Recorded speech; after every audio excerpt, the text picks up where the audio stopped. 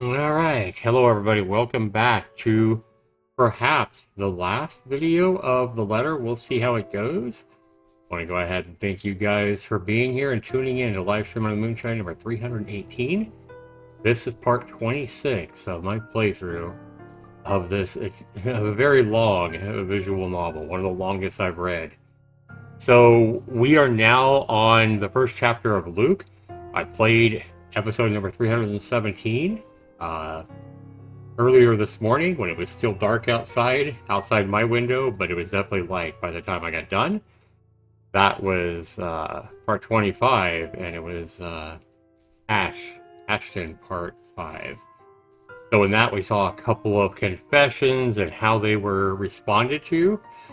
Luke, in the Haunted Mansion of all places, in the middle of all the turmoil, after cuffing the butler to a bed in one of the rooms where Luke almost lost his life, and Isabella saved his life with a taser gun that he had given to Marianne, that I guess she passed on to Isabella when Isabella was coming in. It was dramatic, it was intense, it was full of action. The payoff was big in part 25, after all these videos and all these hours playing this visual novel. Now, we're on the last chapter. It is Luke, and we saw kind of what happened at the very end of that.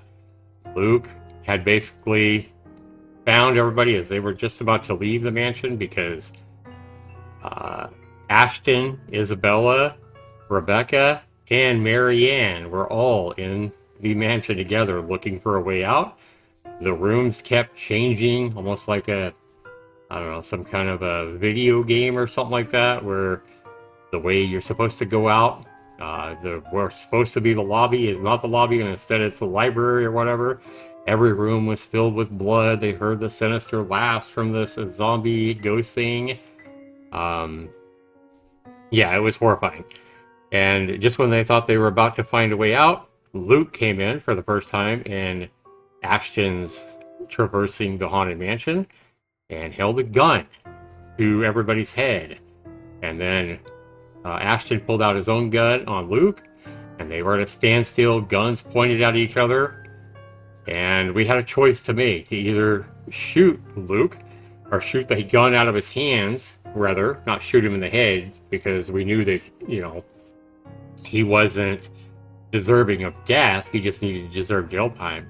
But we had a decision to try to basically shoot the gun out of his hand, or, take affirmative action, or play more passive and beg.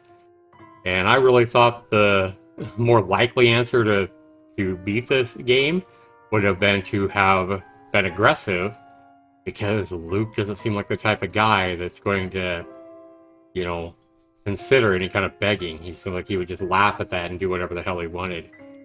So that's the action I took. I took begging, and it seemed to work out okay. And just about the time I think Luke was maybe starting to listen to Ashton's begging, Luke's wife was being held in a chokehold from this zombie bitch thing at the top of the staircase in the foyer, and that's kind of where it left off. So we don't know what's going to happen. All we know is that Hannah, Luke's wife, was being held around the neck by this rotting flesh arm from this zombie thing, and she was screaming out to her husband to help her. So that's where we left off, and that's where I guess Luke's perspective will start. Now, I don't think it's going to start right in that scene. We'll probably get a little bit of backstory into Luke. I don't know. But I would say, guys, since this is the last chapter, and this is the last point of view, I'm kind of expecting some kind of a big twist in this whole thing. Just by playing this game for 40 hours now, expect the unexpected is kind of what I'm expecting, because that's what we've seen many times throughout this visual novel. So I'm really expecting some kind of a big twist, but it's unpredictable, at least to me. I don't know what it's going to be, but I do expect some kind of a twist here in Luke's point of view. So without further ado, guys, let's go ahead and get started where we last left off. All right. So to say that I'm scared of what's happening is a gross understatement. I'm going to kind of use a different voice for Luke's inner thinking. Trouble of any sort is the last thing I want to get home after a long day at work and a trip to the bar. And when I see Hannah near prostrate, I can only feel dread. She twitches and sees his body wound and coiled tight before crashing, shuddering, and shaking. Like a woman possessed, her mouth falls open and her eyes roll into the back of her head. It has the hallmark signs of a seizure. The symptoms are similar enough. The hell? And that knowledge, the fact that I know this, only makes me feel even worse. Any anger I had caused by her disagreement on parting ways, no matter how temporary she claimed it to be, had now disappeared. The alcohol-induced daze that I felt was brushed aside as I run to help her. None of that mattered at this moment. Yep, so this is when Hannah opened the hatch in the kitchen, I do believe. But to hold her close is all I can do while she trashes about. I know this is wrong, but I'm not supposed to hold her down. Yet I do it out of instinct, reflex even. I'm terrified of hurting her, but I see no other way to keep Hannah from hurting herself. It takes a lot to keep myself from running off to get help when she needs me here now. And it takes everything I have to keep myself intact. When she says my name, I realize that the seizures have stopped, but that doesn't make the dread go away. Luke, please. What happened here? Who did this to you? I don't know. I am so sorry. The sight of her tear-streaked face is enough to twist the knife in. It does not help that I'm as lost as she is right now, and all I can say is... Shh, it's all right. You're safe now, Hannah. You're safe now. Interesting. So we're on Saturday evening. It takes a bit to go through the house with my inebriated self. That's even made worse by the fact I had to carry a nearly unconscious person as well. Yep, I was about to give up too until Chakran shows up to lighten the load. He quietly takes her from me without question and brings her up to the bedroom. And me? Well, I couldn't bring myself to follow, not right now. Not while I'm drunk and rattled, but what had transpired. It's a miracle I was able to help at all. So here I am, sulking in a parlor chair with a glass of wine in hand. I can't even remember what particular vintage it is, and I practically did not care right now. Because when you're already drunk and still have problems, even more alcohol should help. Oh my god, he does sound drunk. Of course, the butler chooses now to appear and be unhelpful. You know what actually solves all problems? Death. But it is not recommended. Wow. Alcohol isn't a true solution either. It's worked well enough for me. He does sound fucked up. Lumbering his words, stuttering his words. I'd like to believe that I get my best ideas while I'm thoroughly hammered. Not everyone might agree, but they can't really do anything about it, can they? With a fuck ton of money comes great power. Sometimes responsibility. And with that responsibility comes a lot of reasons to get drunk. That's funny. Of course, I could just tell responsibility to sod off as I was feeling reckless. In Christ, I must be really drunk if I'm thinking in circles now. I just need something to focus on and I'll be fine. How is she? Is she alright? If panic crept into my voice at the question, I didn't let it show. It would be a show of weakness to be so frazzled, to show so much concern over a woman who is going to put me aside. People like him who work for me, I trust with business, but not with myself. Never with that. Only Hannah has come so close. Only she has truly seen the man beneath the facade. Only her actions can wound me so much. Sleeping. Aside from a few bumps and bruises, she seems to be fine. A maid is watching over her for now. It is best not to leave her alone. Best not to leave her alone. Okay, bear with me just a sec, guys.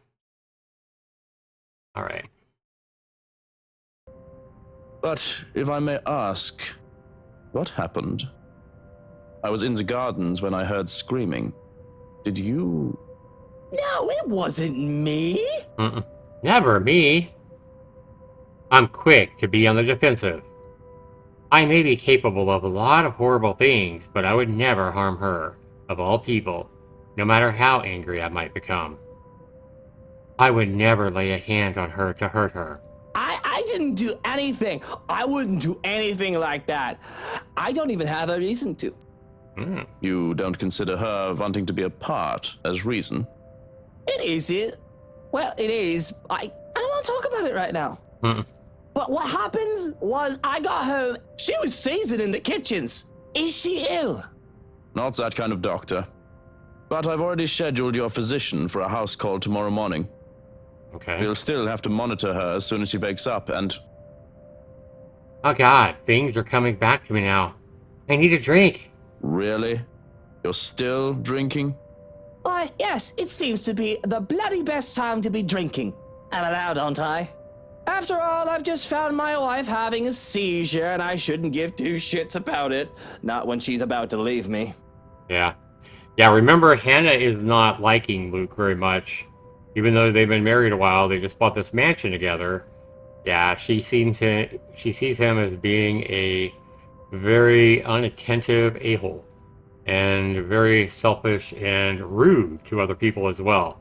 And she's definitely feeling not in love with the guy anymore. And she's threatened to leave for a while at one point when she was playing her perspective. She threatened to leave Luke for a while, even kicked him out of the bedroom and said he's not sleeping with her, at least that night. And said they need time apart. But then, of all things, that was when she heard the woman's sounds in the kitchen under the hatch. And opened the hatch to try to help whoever she heard crying. It was, of course, the zombie bitch thing, you know, trying to lead her in to death. And that's when she saw the zombie thing, and Luke, of all people, came to basically save her ass, wrapped his arms around her, as we just saw in the drawing, with his arms wrapped around her. And of course, he was her hero there. So I think that whole moment of time basically delayed her leaving him, at least for the time. But I do, goodness, I do. A big, generous gulp just makes it so that the taste of cherries, raspberries, and strawberries wash over my tongue. A thing too sweet considering this deceptively earthy aroma. A Velmy's Vineyard Seasoned Red isn't really something to scoff at. I've had many good memories with this particular drink. This particular bottle, in fact, it was a gift. It serves a purpose Lady Bernard had given it to me for, to forget. And all the same, whether I took this bottle at Pinot Noir, or just a means to an end, I will probably have to finish the whole bottle to get drunker than I already am. But What? no, she doesn't need to be taken care of. If she wants her time apart, she'll have it. It'd break my heart to just let her go, but she deserves this much now, doesn't she? We both deserve this much. She's had her uses. And so he's just looking at her like she's had her uses. She's a freaking object to him. She's done a lot for me in 7 years we've been together. I pursued her at first for her money, but it was supposed to be strictly business. There might have been a time, too, when I considered taking her out of the picture, so that I can do with the money as I damn well please.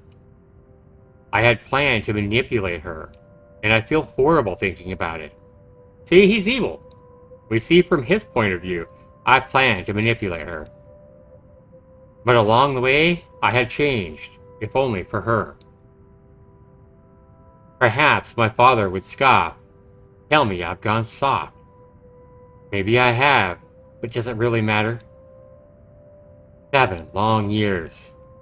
It's had its ups and downs, and it certainly hasn't been a perfect marriage. We've had our fights, but hey, who hasn't? But those small moments where we could just laugh and be our happy selves were always magical. They made all these years worth it, and I had seen so many more years to come. So, where did I go wrong? I've loved only 2 women in my entire life. My mother dear, bless her soul, and Hannah, who has been my sunshine for so long. Losing her, I fear that I might become more like my father. Had Damien Wright stayed with Mother or any of the other numerous women he's had a child with, would he have been less of an embittered shell of a man? Would having a darling love in his life made him a better person? Perhaps it is bias of me to doubt so. I don't think I can ever see the old man in a favorable light now. I'm just surprised that you're not afraid. She might be leaving with delicate information. Ooh, delicate information about what, Mr. Butler? Shrocken. Oh, that's the first time we've seen his name. Oh, she might know something. But if she hasn't done anything with the knowledge for this long, I don't think she would do anything now. What are you guys trying to hide? If she had even an inkling of what I've done, what I'm capable of, she'll know it's not a good idea. Hannah's a smart woman. Indeed she is. Smart, kind, hardworking, generous, and loyal. I can go on and wax poetic about her if I had any talent with the stuff. Why don't you sit down and have a drink with me? Don't worry, it's not poisoned or anything. Lonely? Oh, I suppose there's no harm. And with a shake of my head, I procure another glass and pour some of the red wine. Watching the red liquid is fascinating all on its own, with my muddled brain, that I barely noticed sloshing some of it and staining my suit. It would be an utter bugger to clean, but I'm glad that isn't my problem. Handing it over, I can't help but look up at the ceiling and let out a sigh. My eyes, damp, glaze over, though I won't let it go further than that. Raising my own glass for a toast, I clear my throat. We drink to... Do we really need a reason to? The world is messed up. War, terrorism, famine, poverty, loved ones and love lost. The world is a cesspool. Might as well be drunk if we're going to drown in it. I agree, the world is a cesspool, especially because of people like you, Luke. A bit less eloquent than your usual speeches, but zum wohl. Zoom wall. A sip. A gulp. A refill. Rinse and repeat until the bottle of Avelme has barely a fifth left. I must have drunk most of it because I had barely see Shrocken take a sip after his first glass. It certainly feels that way. I don't even think I can stand up, let alone walk. I'm legless. My mind just feels so funny and everything else is equally hilarious. Bloody hell. I think I can make out faces of a bald man on the wallpaper. With the butler also standing up, he looks like a skyscraper from where I'm seated. Oh jeez, he is fucked up. Jesus Christ, I have Sasquatch as a butler. I have a great alcohol tolerance, so this, seeing how this, I'm wiggling a wreck right now it is, I assume really bad. If there is any sober part of me left, it'd probably shrivel up and die just thinking of the hangover that'll come in the morning. But I can't help but get distracted at the sight of the moonlight peeking through the curtains. Shiny and shimmery and absolutely splendid. Even if the night brought calm, it is the moon that always enamored me so. It is the second sun, but just as beautiful as my sunshine. I want to go out and look at the moon. Mommy, I can't feel my legs. Mutter, I am not. Mommy, I'm not. Don't tell me I have to carry you upstairs to bed. I didn't even do nothing. I did my best to behave decent. Whiskey and Mint are just good friends, that's all. And that Rochelle woman's baby isn't mine. I swear, I couldn't love any other woman than Hannah. Yeah, that's a little bit of copium, I think, there, buddy. Hana must be so tired. I'm a brat, aren't I? She said as such. Brat, huh? I think there's stronger words for you that are more fitting than brat, Luke. I don't want Hana to leave me, Joe. Oh God, she's the love of my life, you know? I'm a shy human being without her. I should... Flowers. Lots and lots of flowers. All of the flowers. Enough to make the Queen's Gardens look like a fucking dumpster fire in comparison. Damn. All well and good, but you are not achieving any of that while you are lying on the carpet. Now, if you can lift your skinny ass and work with me. 1, 2, 3.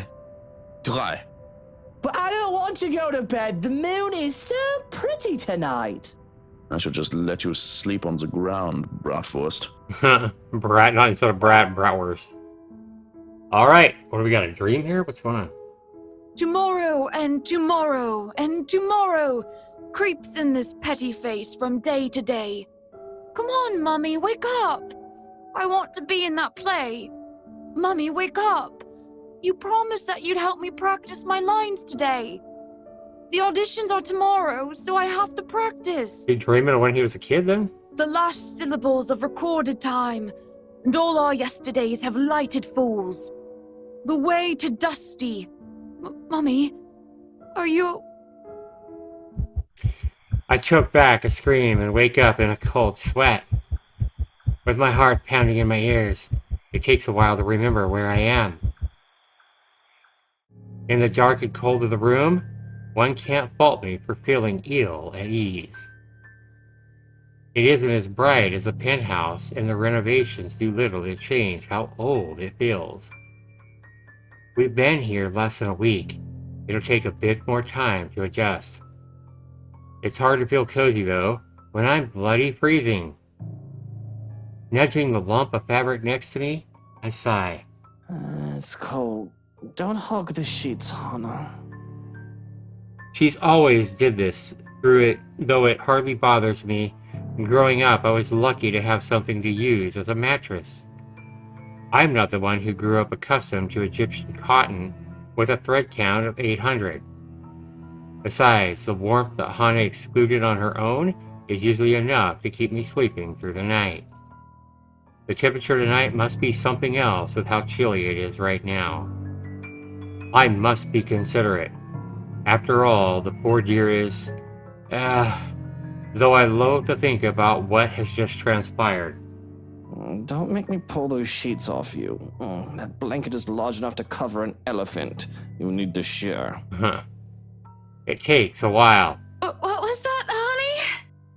Apologies. I'm just in the loo, so if you can give me a moment. There's no sign that they'll be moving where they lie. With care, I go for a knife hidden under the side of my bed. It would be foolish of me to investigate anything while I'm unarmed, after all. To pull back the covers would be a more difficult affair, because reaching out to uncover who was underneath, I would have to prepare for anything and assume the worst. If I so much as see the nozzle of a gun, there's going to be a murder tonight. I know they say not to bring a knife to a gunfight, but I think I can sink a blade in his liver faster than he can point and aim. I see the rise and fall of the sheets, though it could easily be mistaken as the fault of the breeze. I hear their breathing. A great sense of foreboding comes over me, making me hesitate with my plan.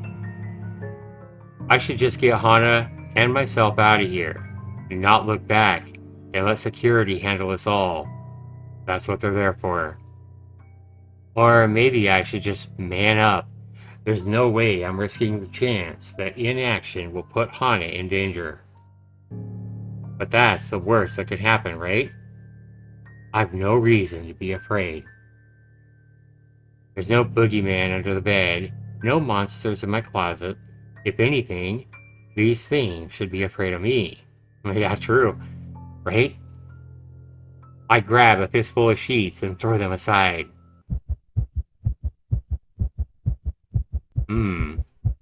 Well, there's Hana's curves. Nothing. Nothing but a bunch of pillows stare back at me. Will be my imagination. I'd rather not think I'm going mad.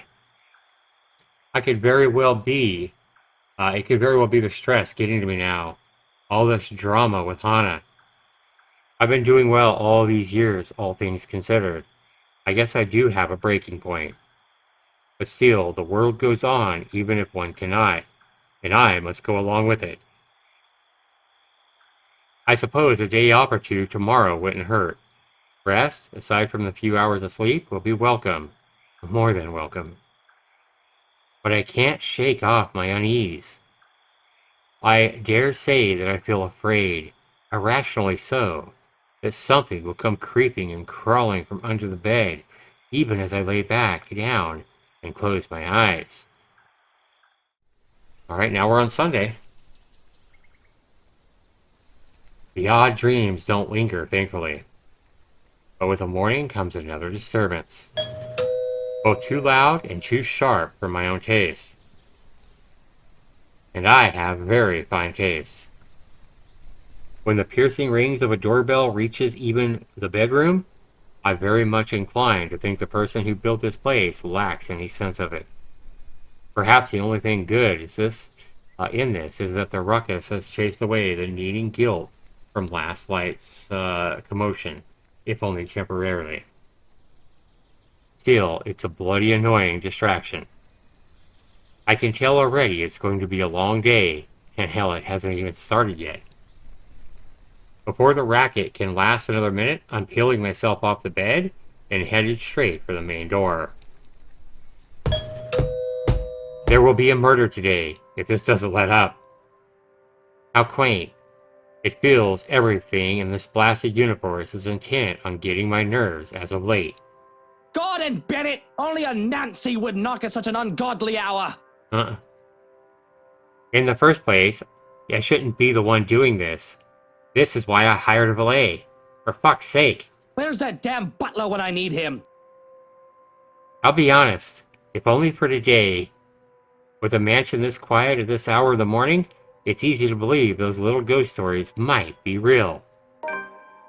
But the only horror here is how long Hana's patience with me will last after the last incident at that party. Yeah, where he got accused of getting that gal knocked up. Neither the deafening silence nor the biting chill spreading across every room in the place.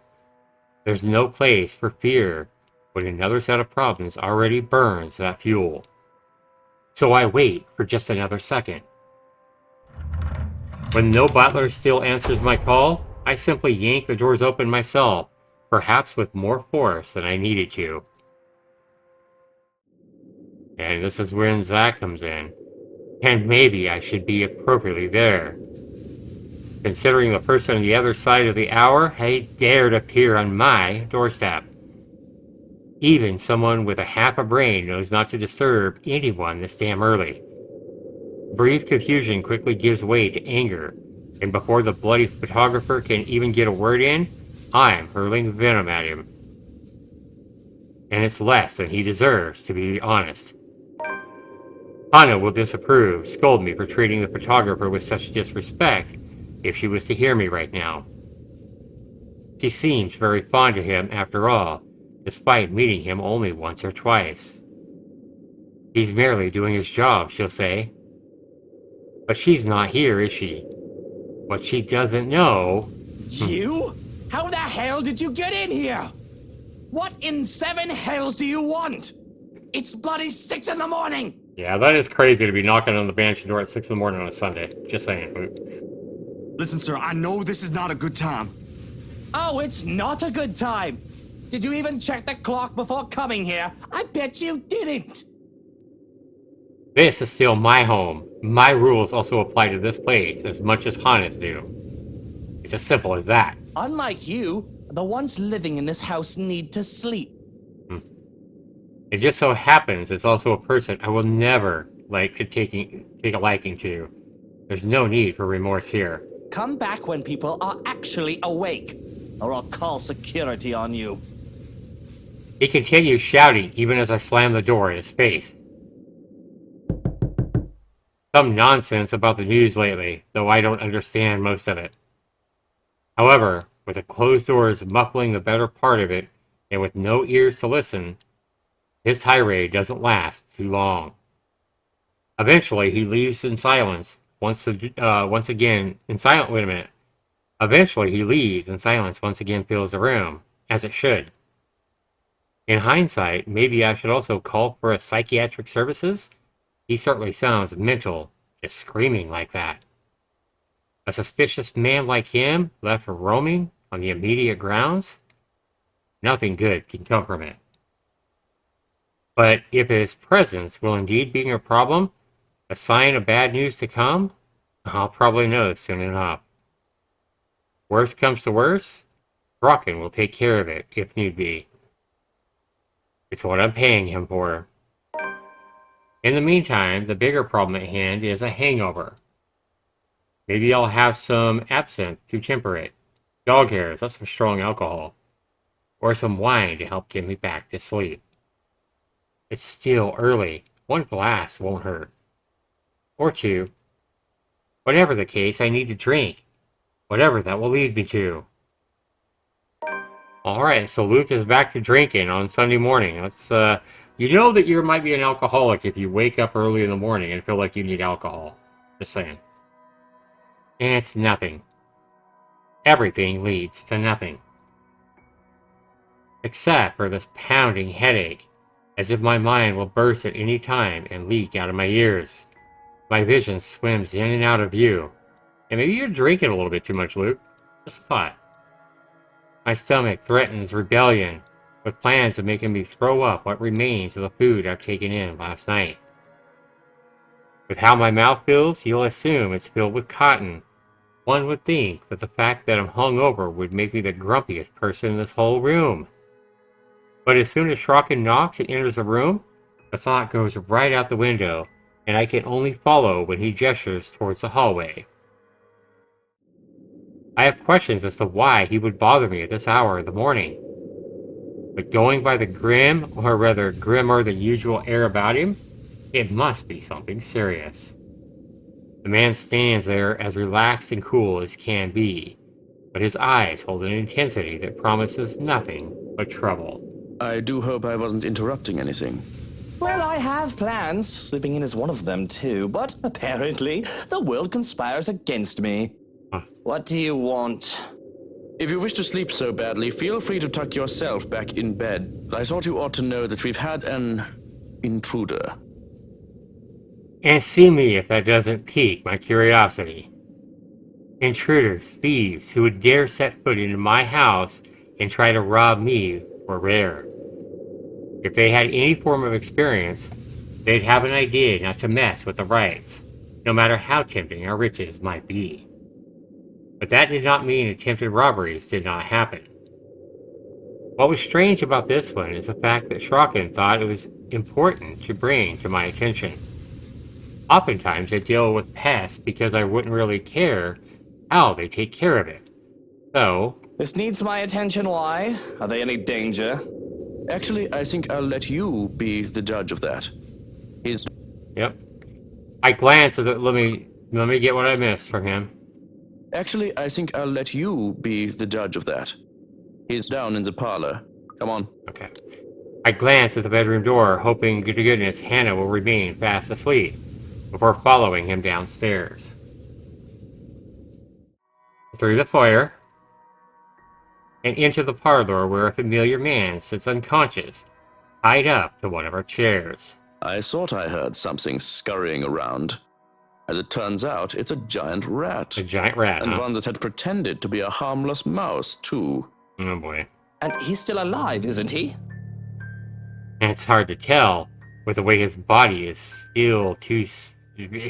He breathes too light, and he's too still. But it is there, the subtle rise and fall of his chest. Its presence lets me breathe a sigh of relief. A death caused by one of my men is normal. To be expected, really. A dead body I can deal with. It's just the one of many that I've seen. But if one turns up while the missus is at home, I am not too thrilled with that idea. I saw no reason to do more than incapacitate him. So yes, the man is still alive. Of course, that can be remedied if you wish. Yeah, he has no problem killing him. This guy's evil too. This butler is evil.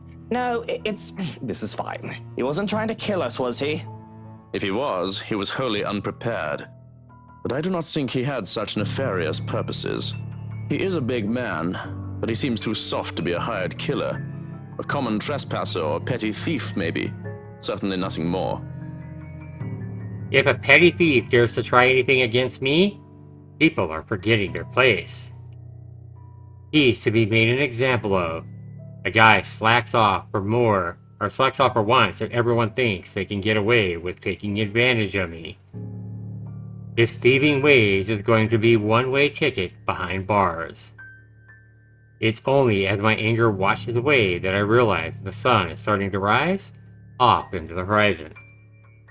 And I can only feel annoyance at myself for missing another night's sleep. Call the police then. Let them round him up and bring me some bloody coffee while you're at it. Thankfully, he leaves me to my own simmering as I take one of the free seats. And while waiting for my drink, I find myself just staring at this man. I can see why Hannah took an interest in him. I was talking with Zachary, the photographer for Luxury Living. Hannah is nice, but that doesn't mean she befriended every John and Jane from the street. He was a perfect gentleman, Luke. I can't say the same for you as of recent. Yeah, well. Look at the man you call the perfect gentleman now, dearest. Look, Luke. Nothing will happen. You have to relax. It was just a friendly chat. A friend? Who takes advantage of someone who has shown them kindness?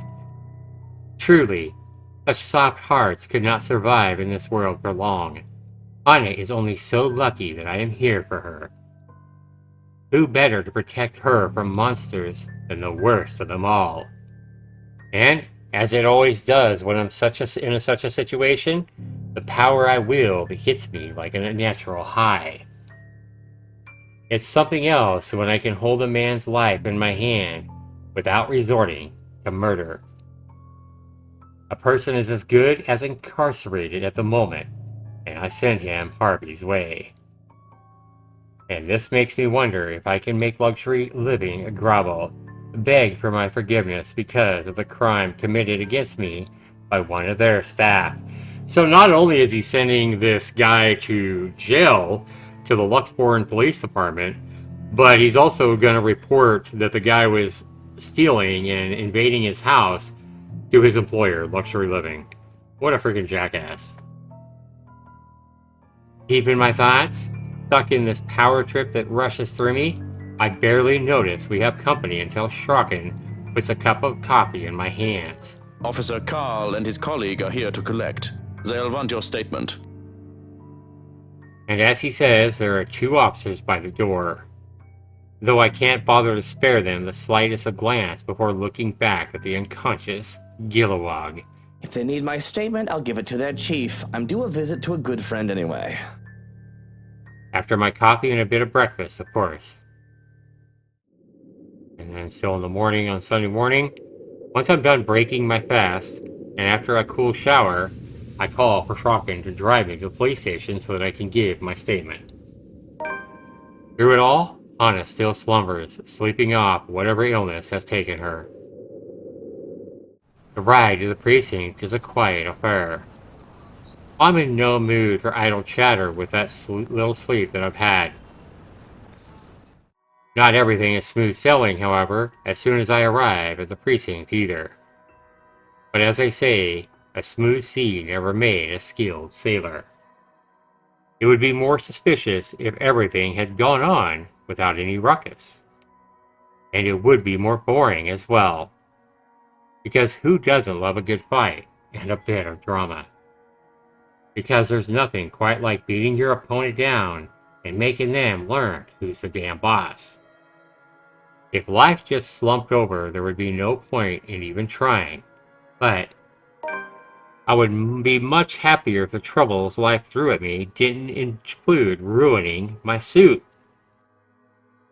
Life, in this case, is that estate agent Lily, who had the audacity to throw water at me You bloody... Yeah, this is when she threw a glass of water at him because she's upset that he put Zachary in jail. It's been a pleasure doing business with you, sir. Who even does that? That third world country woman has gotten too big for her britches, that's who.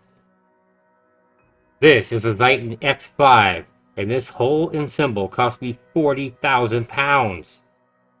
I could charge her for water damages to the tie alone, and have her begging down on her knees for my forgiveness. That Lily girl? Really now? If I hadn't heard that the company she works for is closing down, I'd talk to her manager and have her fired. A graceful exit into the police chief's room was all I could muster in the face of such an insult. My mood is further soured by the fact I can still see the rest of the precinct from here. And at the very least, Johannes is making himself useful in standing outside the door to make sure no one enters unannounced. And now here I am dabbing a handkerchief at my wet suit, but to no avail. I have to be given to one of the maids to clean as soon as I get home. This is just horrible. The inner lining is going to pucker and pull. Ugh. But at least it's not wine, I suppose. Yeah, just water. Jesus. I am so sorry about what happened out there, mate. But you know how it is with these officers. All testosterone and ranking. Well, you need to learn how to keep your men in line better, mate. But I didn't come here to talk about these hot-headed daft villains. They could be dead from the neck up for all I care. He has the propensity to forget one tiny detail. I own him. I want to seethe in rage, remind him who exactly the boss here is. I very well can, thanks to the wonders of soundproofing. But the stressed and nervous expression on his face stops me from giving him a tongue lashing. It would really do me no good to be at odds with me when he does prove to be a useful ally from time to time. So I listen while he speaks, focusing on the smell of coffee and cigarettes that are filled the room in order to curb my tongue. For now. But boy, when you let a man like Harvey Lee speak, he just speaks a lot. Look, all I'm asking is that you be a bit patient with them. You do realize a good chunk of them don't work. They aren't with you, so to speak. Bunch of kids who think the police are superheroes or some cock and bull. They don't know how things work around here. Especially. And why are you telling me this? I missed something, guys. I'm sorry. They don't know how things work around here. Especially that Frey boy. The lot of them are just tired. And why are you telling me this? I was going to ask you if you knew anything about it. Perhaps one of yours know. There's been a string of unfortunate incidents as of late.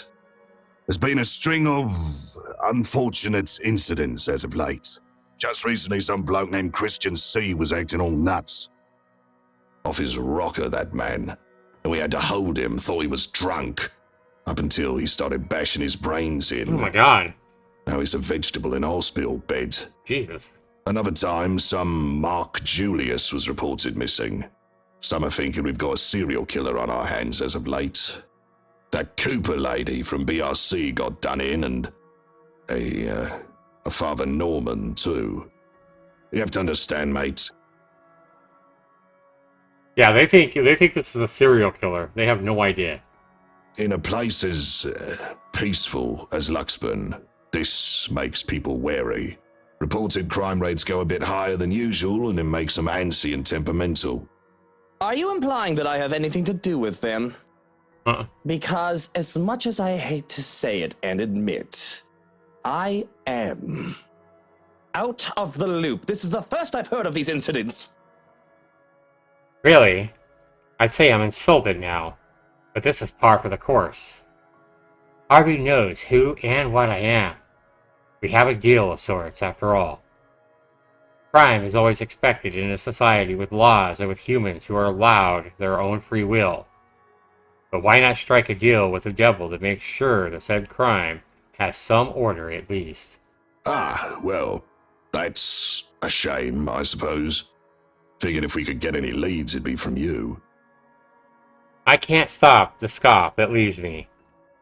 Can these police officers really be so damn incompetent? The chief of the damn police force seems to find it amusing, however. Because as far as I can see, whether he believes it or not, he's got it easy in our little deal here. He's just to sit back and relax, let me do my thing, and not turn against me while he gets to live a comfy little life. But perhaps that's why I haven't killed him off yet. Damn. His predecessor to the position wasn't so agreeable. Wow, so he tries to work deals with the police officers, the police lieutenants, and if they don't make the deal, then he kills them. Man, what a great guy Luke is, huh? You know, someday I'll stop turning in my own men when they piss me off. And what will you do then? You and your men will all be lost without me. I'll just hope that when the time comes, I'll already be all wrinkly and retired then. It's a play of his. It always is. To act all casual and chuckling at everything like it doesn't faze him at all. Pretends he's one of those kind, wise old man type, so that people can't bring themselves to be angry at him. But I've seen him drunk off his arse, bemoaning his fate, that he's what he's become, though he tries to be as vague as he can, even in his inebriated state. Well, I've seen the malice this man is capable of. That's why it confuses me how he reacts to what I say next. So what is our little gollywog looking at? Now there's never a time or place for that kind of racist talk, son. Yeah, shit. He cuts me off in a firm tone before I can say anything further. There's steel in his eyes, and he nears slam his fist on the table when he does. And I can't help but sigh, realizing that he's going through one of his self-righteous streaks, rare as they might be. You know our little deal ties up my hands when it comes to a lot of things with you. But I hear that Steele is a good kid, and I ask you at least show a bit of respect. Yeah?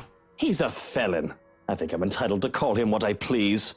I don't owe him any respect at all. Yeah, Luke is racist as hell. Him and his butler both probably think he's a felon just because he was in their mansion and, ignored the fact that he's saying, hey, I heard a woman scream, and because of the color of his skin, let's be honest. In my pocket he may be, but he still chose the path of the policeman himself when he was a young man. And I bet it just boils his blood that he has to deal with the likes of me. But in turn, I hate this side of him that makes him think he's still some good-gooder, some hero of justice. Because spineless fools were useful. Self-righteous ones forced me to do away with them eventually. You put plenty of your own white men in jail. I don't see you calling them Yeah. I don't know, white cracker or whatever lingo they have nowadays. Yeah. And if not respect, you can at least owe the lads some basic human decency. Yeah, I couldn't agree more with Lee here, the lieutenant. Whatever. But if you gotta stick up your ass about it, I'll concede.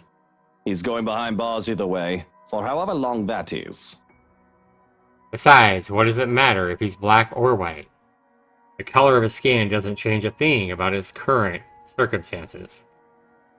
It's a trifle matter to argue over. It's 6 months and a fine worth 5,000 for breaking and entering. Unless you'd be willing to go easy on the guy. Let him bump it down to a misdemeanor and juvenile offense. We'll be giving him probation and charge him for the damages. And that's it? That's it. That's what a white man gets, and that's what he gets too. Unless you're going to stir up a fuss and make a big deal out of this. In case you've forgotten, I do what I want, Lee. I don't even see why you protect the man. He's nothing but a petty thief. Is he though? And won't that look bad on you? The Luke Wright, getting his panties in a bunch over a petty thief. Yeah, good point. You said it yourself. He's nothing. Not worth your attention or effort. Yep. I like that the lieutenant here, Lee, is trying to get him to be at least reasonable on his charges of Zach. So why don't you just let me handle it like I'm supposed to? Yeah. And I do hate to say it, but he's got me there. I hate that all this power comes with a great balancing act. Be too lax and people will think they could get away with the smallest of things. But you be too harsh and people will... well, they will not want to work with me for long, and that's never a good thing in the long term. And it shows me poorly if I were to fuss over an insignificant little maggot. Now, is that all you're here for? Well, there is another thing I want to ask. What? Can't I visit a friend? That detective. Feathers. Should I be concerned about him? He seemed keen. Feathers? Oh, you mean Frey? Nah, he's not really anything to worry about. I got him assigned to your case to make the whole thing believable. The boy's a good detective, one of the best I have on the force. But he won't be able to do shit with all the red tape tying him up. In fact, the higher-ups just took him off your tail. There you go. There it is. They won't let him do shit. The case against me? I still have one? Harvey, my dear old friend, have you been slacking off? Surely I told you to take care of that sort of thing. Surely it shouldn't have taken you this long. Surely it should be quiet by now on your end. They shouldn't be assigning anything to what's supposed to be a cold case. I doubt you've got anything to really worry about unless you go out there and announce the shit you've done. They don't want to accuse the most powerful man in Luxburn without being 100% sure about things, of course. Right. And the way he goes about it, all so nonchalantly. But it's because of that company problem Suarez been talking about. Can't believe that's still a thing. You think the geek would have figured it out by now? He's supposed to be a computer genius. Don't go blaming me for it. He's the one slacking off, if you ask me. Don't you be pointing fingers my way. And has Suarez mentioned anything new about that?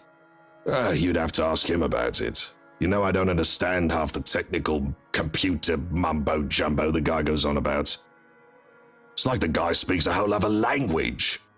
Which, technically he does, but you know what I mean. Yes, I suppose you have a point. Very well, if you haven't got anything else useful for me, I might as well head home. Get some bloody peace and quiet. I could have some tea, but maybe with some whiskey and a nap, and I'll be right as rain. At least one of us should get some good R&R, because it's not like Harvey isn't going to get any. Especially now that his darling wife has left him. Messed up. I'll be making him busy, as punishment for his slacking off, and for her disrespect as well. Really, I pity the poor old man. Maybe I should send him a gift basket. Perhaps more caffeine and smokes to help him along with his bad habits. Before I can leave the precinct, however, a shoulder bumps into mine. I wait for an apology. And I wait. Excuse me. There's a twitch in my eye that I can't hide as I look back at the rude old bastard. Especially not when all he does is look back at me as if this is his first time he's seen me. As if he hadn't just nearly shoved me over with his big lump of a damn body. You're excused. And the way he says it, the way he just looks at me, it leaves me feeling so damn cold, and I have this gut feeling telling me I should know him. But he doesn't even let me get a word in when he disappears through the door. A bloody wanker. Probably best, Luke. Probably best. Stepping out from the chaos, I let in a breath of fresh air. Or as fresh as it's going to get in a city anyway. I do hate going to the precinct. It's a fucking zoo filled with animals, people who step in included. But it's not like the city is any better. Humans are just a higher form of animals after all. We all delude ourselves into thinking otherwise. And I call up the car to take me away from it all. Though I can't bring myself to step inside the house when I do get home. Anna still rests, I assume. I hear nothing to say otherwise. Not her voice or her laughter, which will easily fill any space with cheer. Everything is quiet, other than the hum of engines from the car being brought away. A bird's cry sounds off from the gardens, snapping me out of my reverie, and makes me look in that direction. It's an easy decision to go there. If Hana is resting, recovering from sickness, I don't want to disturb her with how agitated and annoyed I am underneath my surface. No matter how well hidden I can keep it, not to mention, I've been neglecting the garden for too long now. I might as well stay put here for the time being. Now in the afternoon, on Sunday, gray skies loom over the horizon though the sun fights for every precious minute it gets to stay there. It'll rain again soon, with the wind bringing along the gloomy clouds normal to Luxborn. Until then, it doesn't hurt to be out here for fresh air and sunshine. I walk to the gardens, what little of it there is at the moment anyway, and I kneel by the daffodils. These were the first to be brought here and planted on my request, and if nothing else, they brought in a sense of peace. They were my mother's favorites. Closing my eyes, I lift my chin up to welcome the light that shines upon me. And for just a minute, I can imagine myself as one of the flowers, peaceful, blooming, and all too happy to stand in its warmth. Yeah, I see you more as like a dandelion rather than a daffodil, Luke, but that's just me. Life would be much easier if we were like flowers, wouldn't it? But I didn't step out of here to get all philosophical. I have problems much more practical than figuring out the meaning of life, after all. Too many things have gone on these past few days. And I want to forget about them, even for just a second. It's almost All Saints, isn't it? To think I've almost forgotten. I speak the words absent-mindedly. The date means nothing to me, as I neither worship the religion nor have any graves to visit. After all, Mother was never given a proper burial. But it's a date, as good as any, for me to grieve. Otherwise, I would have done so every single day, crippling myself and shutting everyone else out. I can remember how the flames licked at her flesh, and how it consumed her body, until there was nothing left but ash. I stood there watching with the operator and a social service worker, though I could have been left alone for all I cared. I felt alone. It was the moment that could be done. No one would attend the funeral of a dead prostitute, let alone pay for it. Damn. All that was left of her, proof that she had lived, is her name written in the ledger of Luxborn's cemetery. A lighter, and me. Pulling out the lighter from my jacket, I can't stop myself from flicking it open just to stare at the flame and to run my thumb over her name. Eleanor. Okay. All in all, it isn't much, but it's something. And it'll be wrong of me not to make something of myself when she would have given everything to make sure I could become anything that I want to be. Feels like I'm stuck in a nightmare right now. What I would give to have you here by my side, Mother dear. To see you smiling at me. Alive and as beautiful as ever. I'm afraid I'm starting to forget what your face looks like. I've already forgotten the shade of your hair. Eleanor Chandler was a wonderful woman. Yeah. Even though she was I'm not saying that a woman that's a prostitute couldn't be a wonderful woman. She very well could have a big heart and be a good woman. But I think he's probably a little biased because it was his own mom. I'm just saying. Anyway, Eleanor Chandler was a wonderful woman, though not everyone would have agreed. Exactly my point. Not everyone had seen past her occupation, past her vices, and her illness. All they saw was a poor woman who sold her body to make ends meet, and had a bastard son because of it. They didn't see the mother who worked hard to put food on the table for me, the woman who gave and gave and gave to me while expecting nothing in return. She taught me the merits of hard work, but though I loved her so, I worked hard for myself. I would not be so foolish, so selfless, towards the people who would never get back. I learned that from the father who plucked me out of an orphanage for his own selfish gain. I pocket the lighter before I can feel the urge to actually set anything ablaze. Considering my close proximity to the flowers, they would be the most likely victim of arson. And just the thought itself is blasphemous. Nevertheless, that doesn't save them from being picked. It just makes enough to make a banquet of the things in honor of Eleanor. Would you be proud of me if you saw me now, Mother? Maybe. You are always so forgiving. No matter what trouble I got into, more than I deserved. Especially now. Right?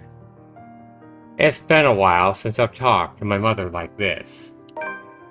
I've been thinking of both my dear parents far too much, as of late, when I shouldn't be. I have a future to look forward to, and the present to take care of. These memories of the past give me nothing but grief. The life of Lucille Mitchell Chandler should be nothing but a footnote in Luke Wright's non-existent autobiography. It's because of Hannah, isn't it? I worry that she is all too like Mother, and it scares me. And the thought that I'm turning into my father is even more scary. But even if history is to set it and repeat itself, I'm not a child anymore. Content to set aside, unable to do anything to help, and too inexperienced to think the worst would never happen.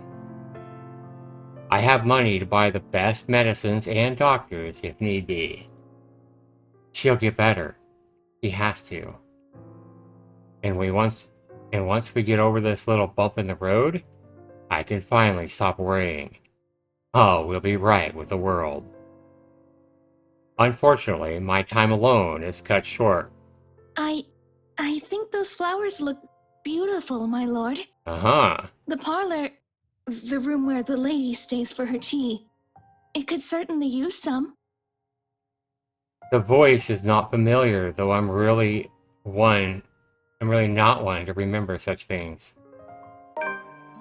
And another memory unlocked. Going with her attire, I would dare say she's one of the housekeepers. Strange, considering I've sent all the staff but Johannes away. And her face, as pretty as it is, it's unfamiliar to me. It would be a lie if I said that it didn't set me on edge. Most would say that I cared little for my employees, but that isn't entirely true. However, I'd like to think I know the people who work for me, especially those who would roam into my home, even if just a face and a name. Besides, I would remember a beauty such as her. So who is this? Is she someone impersonating a household staff to get in? If she's doing that, she's doing a bad job of it.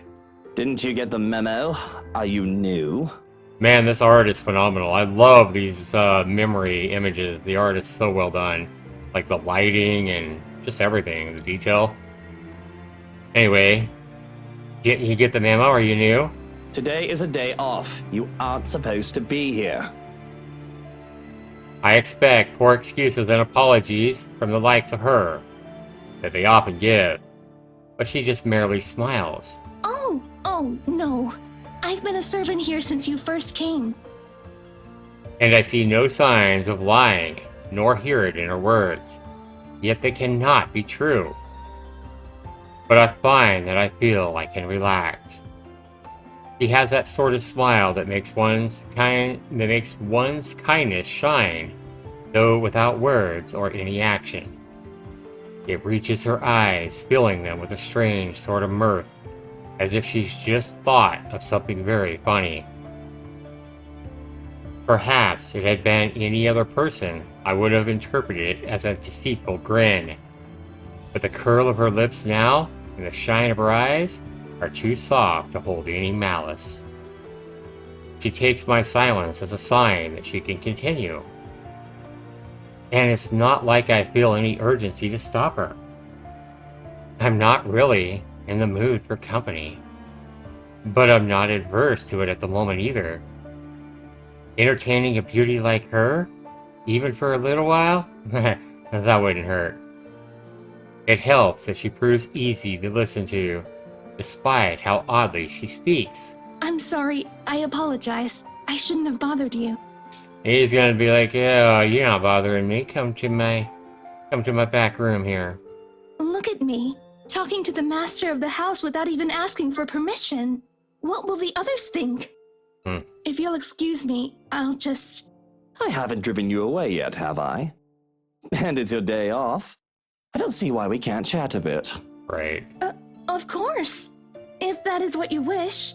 As long as it does not get you into trouble with the lady. Wow, she's just basically giving in to him. She's like, I'm willing to do anything that you want, my master. Jesus Christ. To even take time for someone as lowly as me. No wonder that everyone under the mansion's employ is so fond of you. Don't you realize he's just gonna use you? Though it should have no longer been a surprise to me. You have always been such a kind and loving lord. A kind and loving lord, huh? Luke, right? Have you lost your fucking mind, ma'am? I have to stop myself from calling her out on her shite. It's almost as if she's talking about an entirely different man, exactly. No matter how big my ego gets, I know for a fact I'm hardly in the running for the Best Boss of the Year award. The only reason that most of my staff stay is because of the decent compensation. I'm not cheap. But if she wants to lay it on thick, hell, I'll allow it. Who wouldn't want a beautiful woman complimenting them? I'm sure she'll be fine with this. We are just talking after all. Unless you had other things on your mind when you approached me. Oh my, yep, he's definitely seeing if there's an open door there. Is she gonna give in, guys? What do you think? The words leave my mouth before I even realize what I've said. I panic a bit. Though I can get away with picking up women out in the city, sometimes even out in the county. I've always taken care not to do so in my own home or in my business. Not when it'll be so easy for Honda to find out about my infidelity through these channels. Though seriously, I still don't see what the big deal is about. I just have an inch I need to scratch.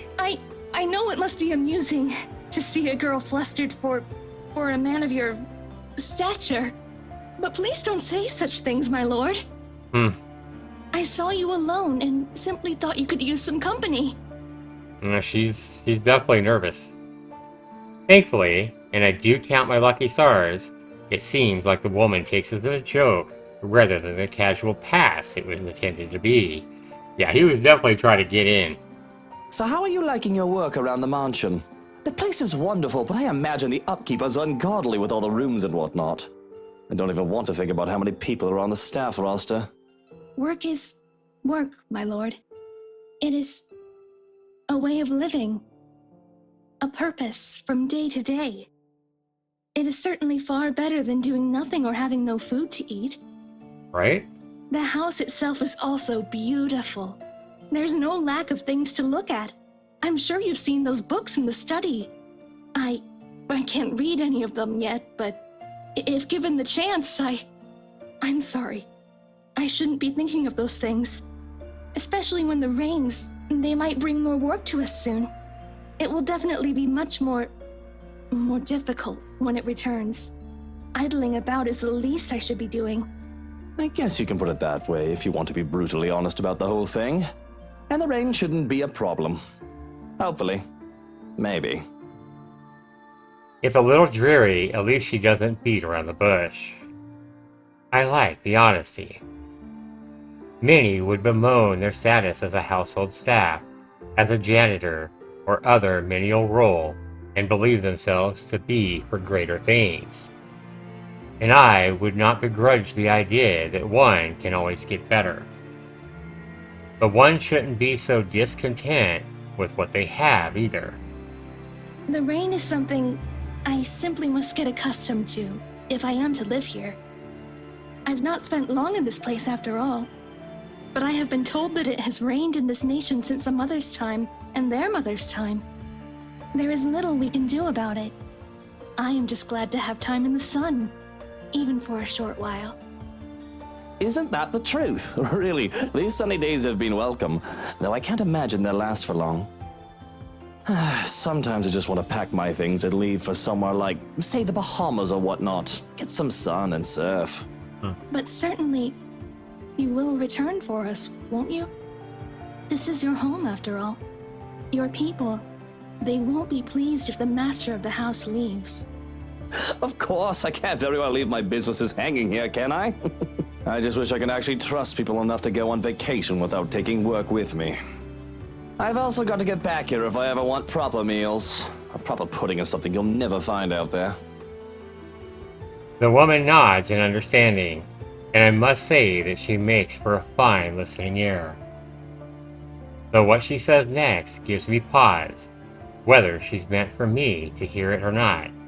And good tea. From what the cook has been telling me, I've yet learned how to prepare one. Perhaps once I do, it would endear the lady of the house to me. I never expected her to be so unkind after what she did for me. Though it's only if one catches her in a foul mood. I wish I knew how to avoid her anger. Oh boy. I highly doubt she means Hana. That woman rarely has a mean bone in her body. And when she actually is nasty towards someone else, it's usually deserving enough. Much like that Rochelle woman. Hell, she even tolerates Harvey for me, even if she did admit that she doesn't quite like the man. She must mean the head housemaid, right? I have to laugh at that. Not that I have room to speak. I don't deal with her myself anymore, though even Johannes has a few choice words about the head hog. She's just been under the right employ when she was also head housemaid for my father. And if anyone's not going to get along with someone, it'd be that crotchety old woman. I don't even remember her damn name. But the woman has been this strict, upstart bitch who took one look at me, her master's bastard son, and turned her nose up as if she were better than the mere consequence of birth. Did I miss something here? No. Okay. That, and she absolutely loathed my very existence. Perhaps the rumors had been true. She had a miscarriage while bearing another one of dearest father's children, and she saw me as an obstacle for her being granted a better standing in life. I remember that much at least. The only reason I haven't sacked her yet is because of her competence. Also because working under my household makes her absolutely miserable. Her resignation made impossible by her pride. Nobody really gets along with that woman. I think everyone just tolerates her because of how old she is. I mean, not to be rude or awful or anything, but she's at the age where she'll be pushing daisies soon enough. Is she? Really, my lord? I'm sure the lady is much younger than that. No, she's talking about your wife, my dude.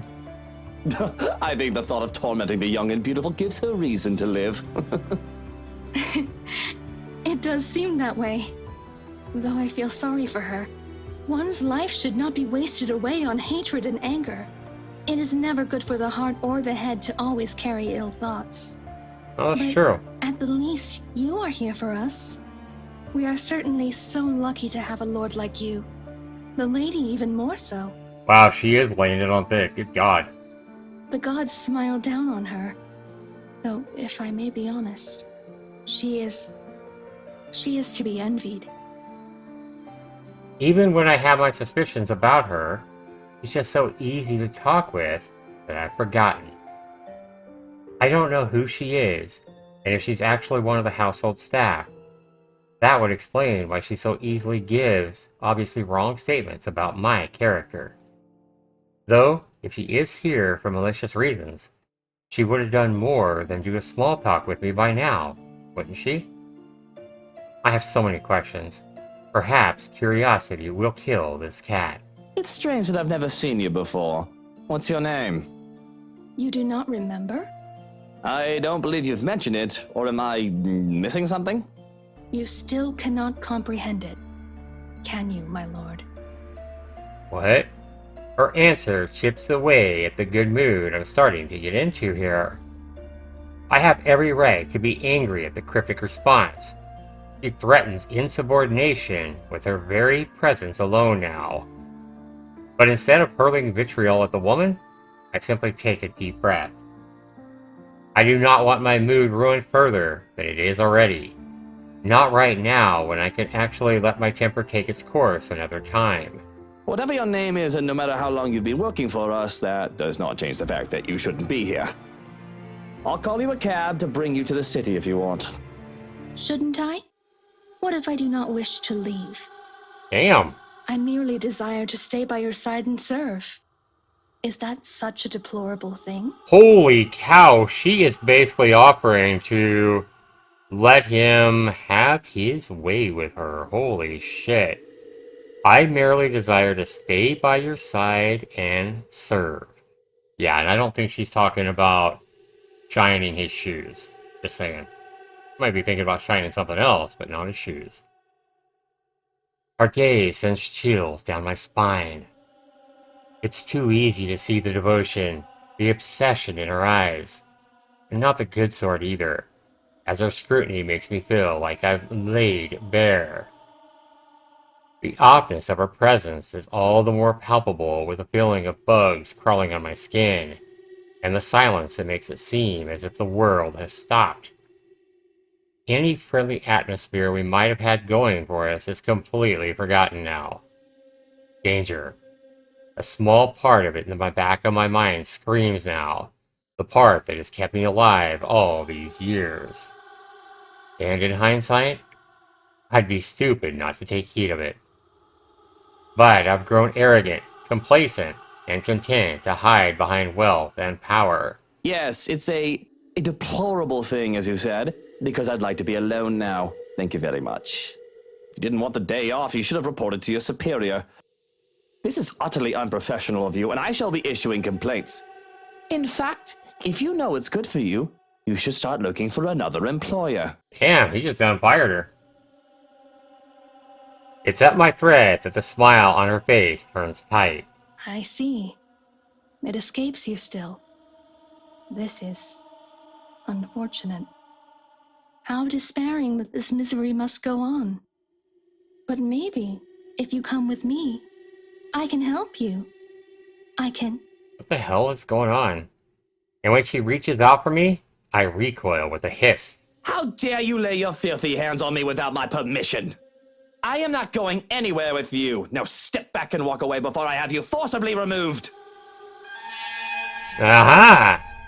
As if a switch had been flipped, the woman's expression turns horrific, although that very well may be the understatement of the century.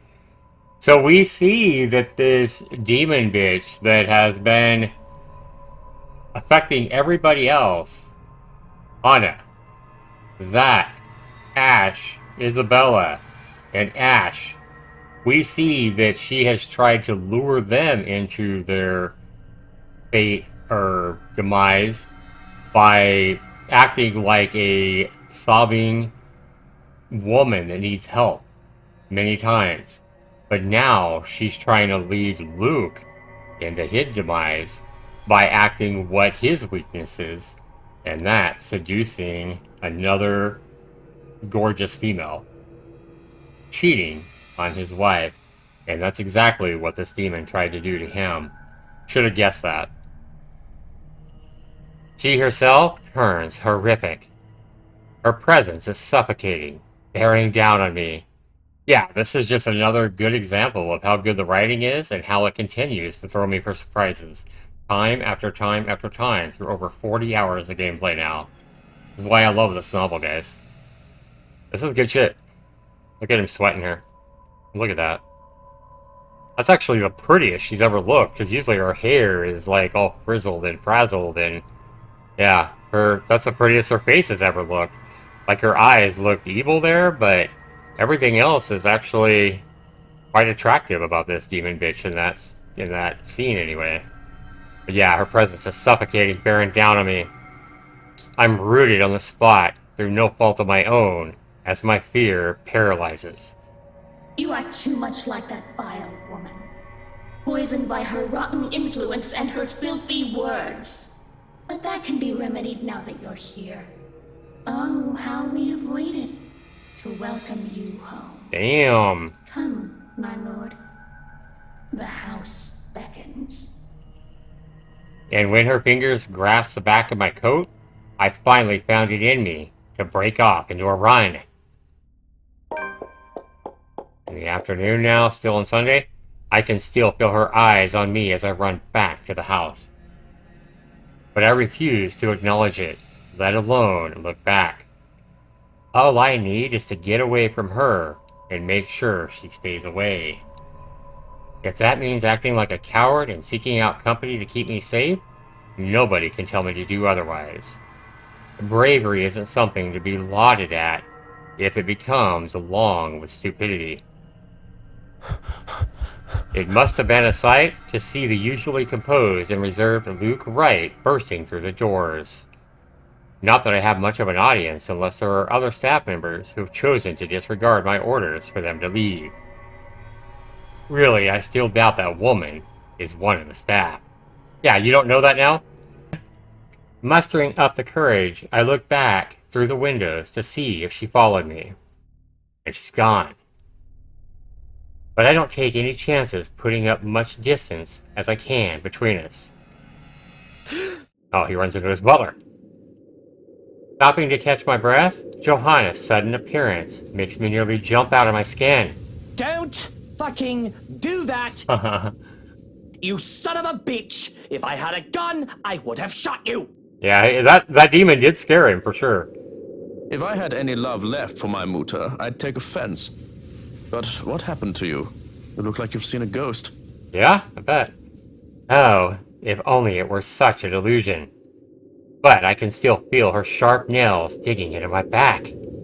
The feeling was too real for it to have been a damn ghost. There was his housekeeper. I think, I'm not sure. In the gardens. She was acting odd and I thought to remove myself from the scene. Strange. I made sure the rest of the staff had left and that the house was empty, as you requested. Describe this woman. She had pale skin, dark eyes, and long dark hair. She wouldn't give me her name. I half expect a name from him. The man knows the staff better than I do, after all. But instead of an answer, he just grows quiet.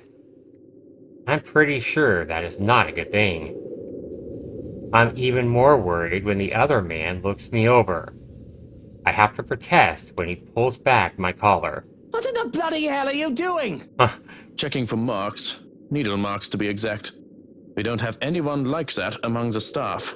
You could have easily been kidnapped. Damn. A cold feeling settles itself over me at the thought. Could you imagine? I've long established my power over the more unsavory characters in Luxborn. Or I thought I did. And the most harm I thought I could come to me would be slander, robbery, or incarceration. Kidnapping? An attempt on my own person? I've forgotten that I'm a human, as mortal, as any other man despite my wealth and status. Fortunately, you look unharmed. But I advise that you be accompanied by trusted individuals at all times from now on. If not me, an assigned guard. That's probably why it's from the butler there. I'll be informing them of this soon, as they return from their day in the city. Already, I can feel the energy leave me at the realization of what could have been. All right. Yes, I suppose we should do that. But I think I'd like to call it a day. I should be safe in bed, yes? Yeah, I really do love the voice acting in this visual novel as well. I think the voice acting is very well done. By everybody, by every actor. I'll stand guard outside for the night. The madam has been inquiring about you, by the way. A guard. Any other threat, and he alone would be enough to make me feel safe. But what I saw, whatever it is I saw, would one man be enough? That's all well and good, but there's something else. That housekeeper, she... Luke, you're home. I was worried about you. The grin that I can muster is probably lopsided. Forced as I snap my mouth shut to keep myself blabbing about witches and monsters. Because here I am standing in the hallway, dirt on my pants legs and sweat dotting my forehead. A far cry from my usually pristine condition. I don't want to worry Hana. A cough. What happened to you? You look like you wrestled in the mud and moss, dear. And those flowers. Were you gardening? What? Oh, these. I didn't realize I still had them. I really did not. But there they are, still in my grip, the daffodils I had taken from the garden. Even in the wake of my flight, I had refused to let go of them whether I was conscious of it or not. Shall I put them in a vase? Give them to Hana or throw them away. I don't know. I don't see how this could make a very big difference in the path that we're taking here. I think this is going to be pretty meaningless, so I don't know. I know he does think dearly of Hana, so I don't know. He'll just give him to Hana. I don't know. Perhaps I did it to save face, or maybe a small part of me really had planned to take them for her. But, like a young man preserving flowers to Valentine's, I awkwardly thrust the banquet in Hana's direction. Not only that, earlier in this episode, at the very start of it, he did mention because Hana had threatened a break in their marriage because of him being an a-hole, basically. She threw him out of the room one night, wouldn't let him sleep in the same room as her, made him sleep on the couch or whatever, and then threatened soon after that to leave and take a break from the marriage to figure things out and stuff like that. But then he basically saved her from this ghost thing and held on to her tight, so that kind of went away, at least for the time being. But he did say, from his point of view, that he would make up for it with lots of flowers. So giving her some daffodils from their garden, I guess, makes sense, right? Anyway, but like a young man preserving flowers to a Valentine's, I awkwardly thrust the banquet in Hana's direction. They're for you. These are lovely, thank you. But aren't these? The surprise is to be expected. And the open-ended question needs a little interpretation. I've never given her daffodils before, especially not ones that I considered mine. They're for you. Don't make me think that kneeling around in the dirt was a waste of my time. He just wanted to pawn them off, let's be real. It's not. It's not. Just... Are you feeling alright? I hope whatever I have isn't contagious. Damn. I'm not sick, Hana. I just got them for you. Whatever. I thought they'd make you feel better, brighten up the room. I don't need my intentions questioned. The thank you was enough. And I didn't mean to insinuate anything. But you're right. Thank you, truly, for these. As she takes them from me, and then, careful not to crush the stems. There is still uncertainty on her face, which endears and annoys me in equal parts. But she does look lovely with them. The very picture of her, something that should be immortalized in paint. They should be for Mother. But it doesn't matter anymore. Why don't we turn in for the night? You must be exhausted with all that gardening. What does a dead woman care for flowers? His mother. Alright, guys and gals watching, that is going to be the end of LiveStream of the Moonshine number 318, part 26, with Luke having hallucinated or seen this zombie female thing present itself as a temptress, if you would, attempting a young woman for him to try to seduce, only to probably try to kill him and destroy him. So pretty interesting, and now we're moving on to Monday, and we'll be doing that in LiveStream of the Moonshine number 319, part number 27. So be sure you tune into that, guys. Thanks so much for watching. This has been Zach79. Hope you guys are enjoying it. Be sure you comment down below. Let me know. Peace, everybody. Have a great day or night, whatever time it is in your part of the world. Take care.